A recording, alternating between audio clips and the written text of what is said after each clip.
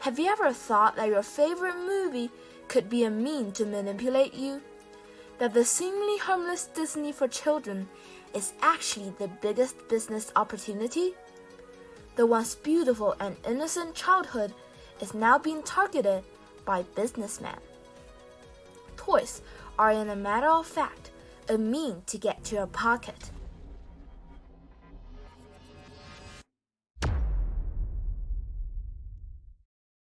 According to research, British and American kids make up a £700 billion market per year. They're open to selling and impulsive when buying. Children are valued for their own spending power as well as the unique access they have to the family's purse. That's why children are being targeted. Previously, it would have been a fairy tale to make so much money from kids. So what the merchants did was advertise to the parents who would buy for children. But parents aren't that easily fooled, so businessmen needed to change the target. So how did they get children to consume so frenziedly? Let's take a look. The destination of this journey went back to 1977, when George Lucas came up with the movie Star Wars, a series of movies of epic battles against the evil Darth Vader. George may not have been a toy maker, but he was about to rewrite the way how children were sold to. Through this very tactic of making toys into action figures, companies tapped into our primal instinct of collecting to get consumers to buy a range of toys and made £13 billion. But selling toys to kids wasn't enough. Companies realized if they could sell franchises into other products, the business would have grown bigger. Say, having logos on their products will make those items popular. Kids will have their favorite IP on their backpack, thermals, or even on their bed sheets. They believe they will have more connections with the main character. In this case, licensee and authorizer both gain. The success of licensing attracts more followers. However, due to the protection of parents and education department, it is a bit difficult to reach the kids directly. So an idea came into the businessman's mind. In order to bypass the protectors, businesses made TV shows, comics books, and even a whole channel dedicated to selling items to kids. For instance, the Nickelodeon. Because those who controlled what was on the screens were in a position to market directly to kids. Ads on Nickelodeon were not just aimed at children, but also at parents who were assumed to watch TV with their kids. But the research found that children watch alone, and they saw the ads for holidays and cars that were aimed at their parents. And when it comes to buying, they will have a strong influence on their parents' decision.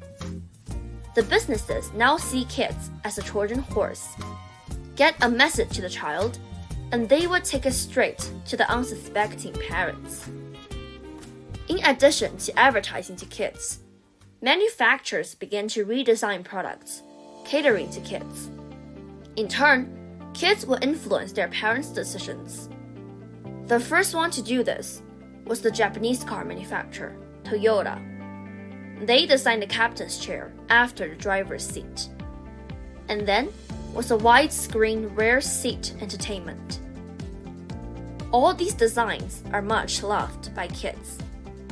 The success of targeting at children made the merchants realize that if they could get adults to behave more like children, adults will become better consumers.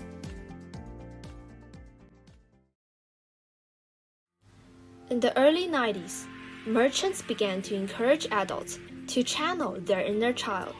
This is Comic-Con. Here, most adults dress up as characters. This clip shows a dad who still hasn't put away all his childish things, such as Legos. And this is another footage of a mother, already in her 50s or 60s, encourages her children, who are 28 and 30, to wear prop costumes like children. In their heart, they believe that they're still a boy, because men never truly grow up. Now, the boundaries between adults and children's markets are invisible here.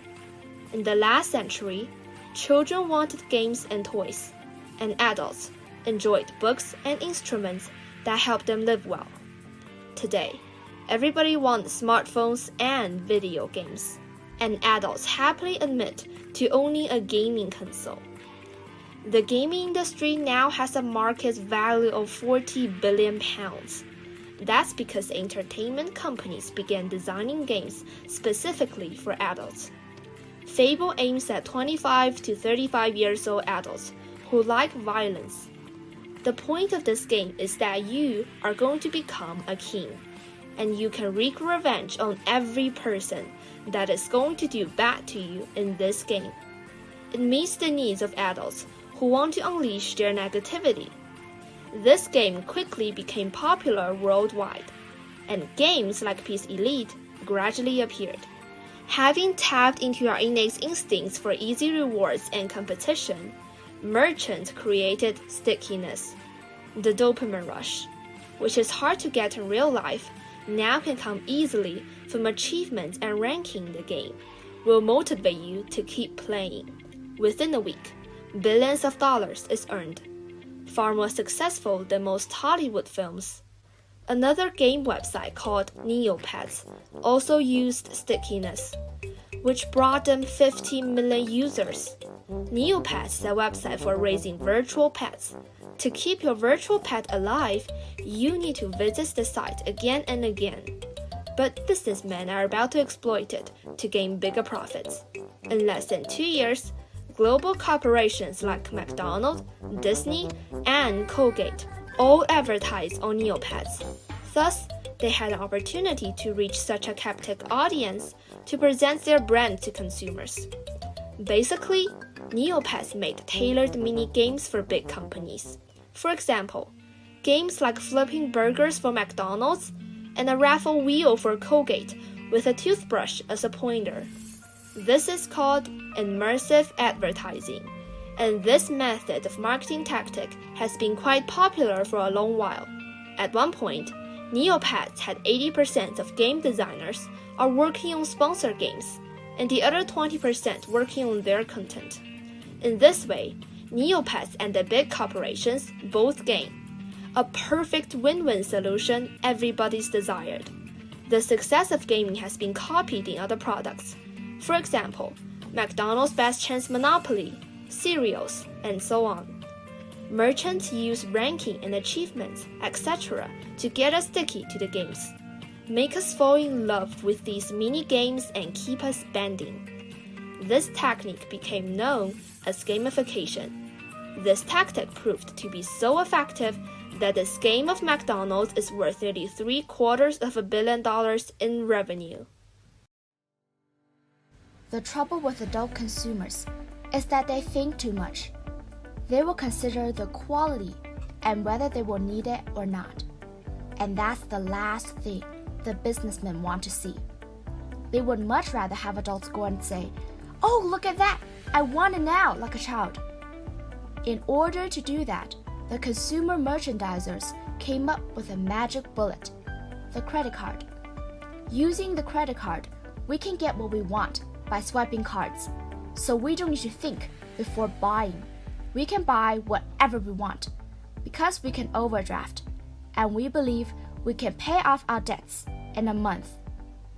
The other reason why marketers invented credit cards is that we experience a discomfort akin to pain when we hand over cash, so we'll think more carefully about what we're spending on.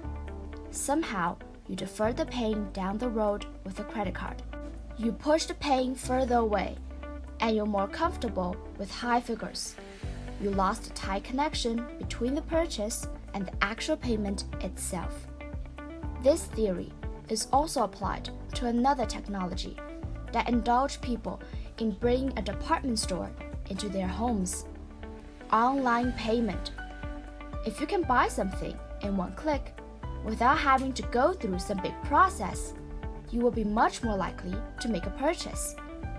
By removing any moment we may pause to think about a purchase, we will be more impulsive. This may seem convenient to customers, but it's actually more helpful for businessmen to make money. This method that infantilizes adults has gained a lot of profit. Adults want cars and houses, and children want games and toys. But now, we all want things immediately. Neither deliberate, neither defer their gratification, neither feel they have to earn it. Both feel they should and can have it now. Until now, I wonder what you discovered. Businesses have been going after children since 1977. Up to now, they have made trillions of dollars through IP. But what we want to tell you is, desires are insatiable. There's always something new, something better. In this case, what we need to do is not to indulge our desires, but remain rational and look before you leap if you're deciding to make a purchase. For children, leave the decision to your parents before you can make a rational decision. Take some time before you believe the advertisements, because the house always wins. This also applies to adults. Think before buying. Is it a need or a want? When you do that, you'll become more rational, and consumerism will not be able to fool you again. Wait, don't move! If you want to know more about consumerism, we have more videos in our channel. Or click on the link in the comment section below to watch the original video. And if you like our video, please give us a thumbs up and share. We hope you like this video. Bye!